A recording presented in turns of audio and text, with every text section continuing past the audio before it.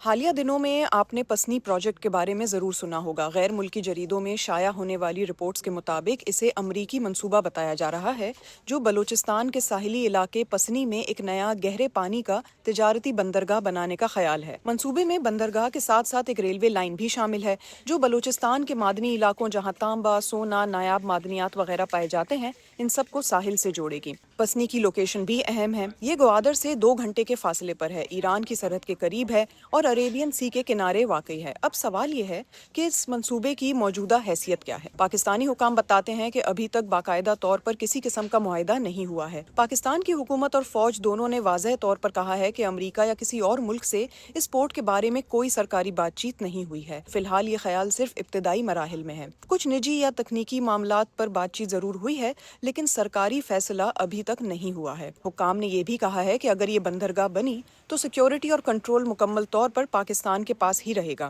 اس کے بارے میں میری رفیع اللہ کاکڑ سے بھی بات ہوئی۔ رفیع اللہ کاکڑ اس سے پہلے پاک چین اقتصادی راہداری یعنی سی پیک کی حکومتی ٹیم کا حصہ بھی رہے ہیں اور تاحال کیمبرج میں اپنی پی ایچ ڈی مکمل کر رہے ہیں۔ رفیع اللہ کہتے ہیں کہ سی پیک کی موجودہ صورتحال کو دیکھتے ہوئے پسنی پروجیکٹ کے بارے میں سوالات زیادہ اور جواب کم ہیں۔ میں نہیں سمجھتا کہ بلوچستان میں ایک اور ڈیپ سی پورٹ کی کمرشل اتنی وائبلٹی ہے یا اس کے کامیابی کے زیادہ امکانات ہیں۔ بلوچستان میں سیکیورٹی کی صورتحال کافی خراب ہے۔ چائنا پبلکلی شاید نہ کہے لیکن دے ول ڈیفینیٹلی بی کنسرنڈ، اور ان کو انگزائٹی ہوگی کہ گوادر میں وہ بیٹھے ہیں اور ساتھ میں پیرالل میں امریکی بیٹھے اتنے قریب۔ ممکنہ چیلنجز کی اگر بات کریں تو بلوچستان میں سیکیورٹی اور سیپریٹزم کے مسائل پرانے ہیں۔ کسی بھی بڑے منصوبے کو وہاں اضافی تحفظ درکار ہوگا۔ پھر یہ سوال بھی ہے کہ رقم کہاں سے آئے گی، منصوبہ کون چلائے گا، اور ماحولیاتی اثرات بھی اہم سوالات ہیں۔